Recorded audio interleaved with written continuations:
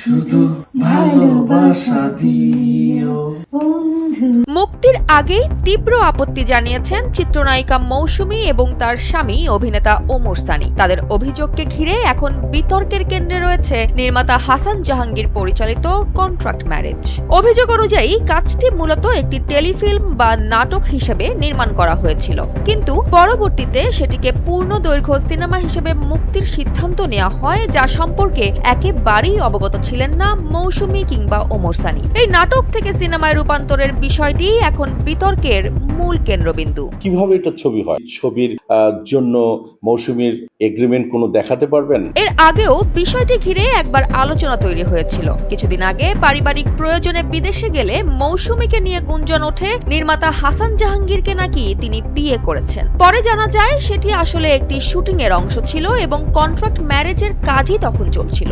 এরই ধারাবাহিকতায় সম্প্রতি সামাজিক যোগাযোগ মাধ্যমে একটি পোস্টের মাধ্যমে সিনেমাটি মুক্তির ঘোষণা দেন হাসান জাহাঙ্গীর। এরপরই নিজের ফেসবুক প্রোফাইলে একটি ভিডিও বার্তা প্রকাশ করেন ওমর সানি। সেখানে তিনি দাবি করে বলেন, পুরো বিষয়টি সম্পর্কে তারা আগে থেকে কিছুই জানতেন না এবং এই সিদ্ধান্তকে তিনি সঠিক মনে করছেন না। একই ভিডিওতে মৌসুমীর একটি অডিও বার্তাও শোনানো হয়, যেখানে তিনি জানান কাজটি যে সিনেমা হিসেবে মুক্তি পেতে যাচ্ছে সে বিষয়ে তিনি অবগত ছিলেন না।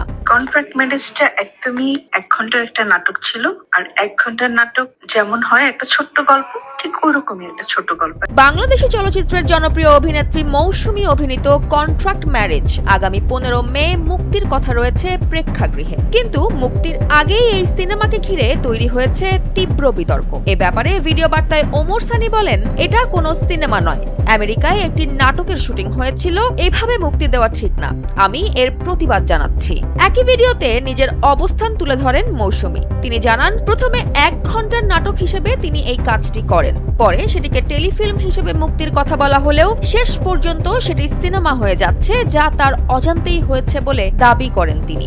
এমনকি তাকে কাট পিসের মতো ব্যবহার করা হয়েছে বলেও অভিযোগ করেন এই অভিনেত্রী। তবে অভিযোগ অস্বীকার করেছেন নির্মাতা হাসান জাহাঙ্গীর। তার দাবি, সব অনুমতি নিয়েই সিনেমাটি নির্মাণ করা হয়েছে। এছাড়াও তিনি গণমাধ্যম কর্মীদের কাছে দেওয়া এক বক্তব্যে পাল্টা অভিযোগ করে বলেন, ওমর সানি নাকি তৃতীয় পক্ষের মাধ্যমে তার কাছে চাঁদা দাবি করেছেন। অন্যদিকে ওমর সানি জানিয়েছেন তিনি বিষয়টি নিয়ে আইনি পদক্ষেপ নেওয়ার প্রস্তুতি নিচ্ছেন। দুই পক্ষের এমন পাল্টাপাল্টি অভিযোগে মুক্তির আগেই এখন তুমুল আলোচনায় কন্ট্রাক্ট ম্যারেজ। শেষ পর্যন্ত 15 মে সিনেমাটি মুক্তি পাবে কিনা সেটাই এখন দেখার বিষয়।